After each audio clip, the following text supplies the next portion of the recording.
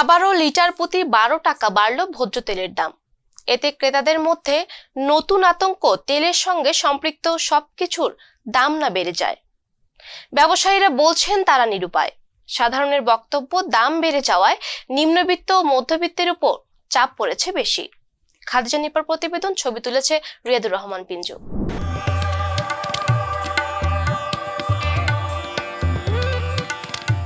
তেলের নতুন দাম নির্ধারিত হয়েছে। লিটার প্রতি বেড়েছে 12 টাকা, অর্থাৎ তেলের বর্তমান বাজার মূল্য 199 টাকা প্রতি লিটার।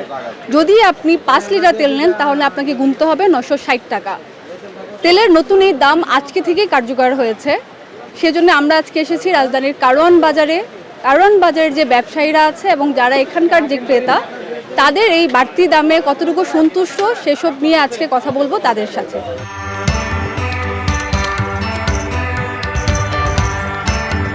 বর্তমানে তেলের প্রতি লিটারে 12 টাকা করে বাড়ছে।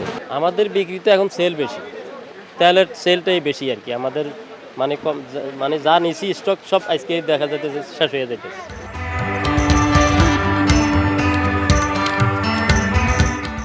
এটা আসলে নিম্নবিত্ত বা মধ্যবিত্তের উপর খুবই চাপ পড়ছে। যাদের কাছে টাকা আছে তাদের প্রবলেম নাই, কিন্তু যাদের কাছে টাকা নাই তারা দোকানে এসে অসহায়ের মতো তাকায় থাকে, জিনিস কিনতে পারে না। এই জন্য তেলের দামটা না বাড়ানোই ভালো ছিল, কারণ তেলের সঙ্গে সঙ্গে অন্য সব কিছুর দাম বেড়ে যাবে। গত 3 বছর থেকে তো বাড়ছেই।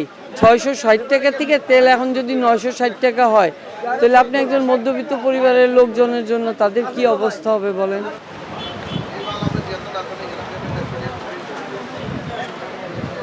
যেভাবে বাড়ছে, এই যে তেলের দাম যে বাড়তেছে, এমনি তো আমি কুলাইবার পারি না, কারণ আমার 5-6 জন মানুষ খাওয়াইয়া আমি সিগারেট পান বেশি। তেল যেন মনে করেন দিত 6 ওহন দে আদি 6, পেঁয়াজ যেন 5টা দিত ওহন দে 2টা। আমরা আর কি বলার আছে, বাড়তেছে আমরা নিতাছি, এহেনি বলার আর কি আছে। বললে কি আমরা পারবো যে বাড়ায়েন না বা কমায়েন না?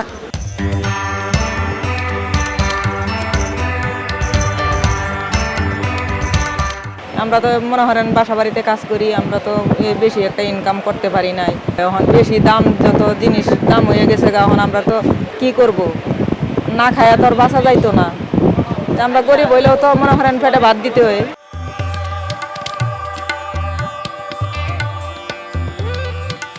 কাস্টমার কিন্তু অনেক আপনার এখানের মধ্যে মানুষের প্রতি একটা ভয় কাজ করতেছে। এখন যেহেতু আমি ধরেন একটু এক লোক আসছে, চিন্তা করতেছে যে সবাই চাষতে যে তেলের দাম কত হচ্ছে। যে দোকানে একটু তেলের দাম কম পাচ্ছে, ওই দোকান থেকে তেল বেশি করে নিয়ে যাচ্ছে। সংবাদ, ফিচার ও অনুষ্ঠানের জন্য ভিজিট করুন সংবাদ প্রকাশের ওয়েবসাইট এবং যুক্ত থাকুন ফেসবুক পেজ ও ইউটিউব চ্যানেলের সঙ্গে।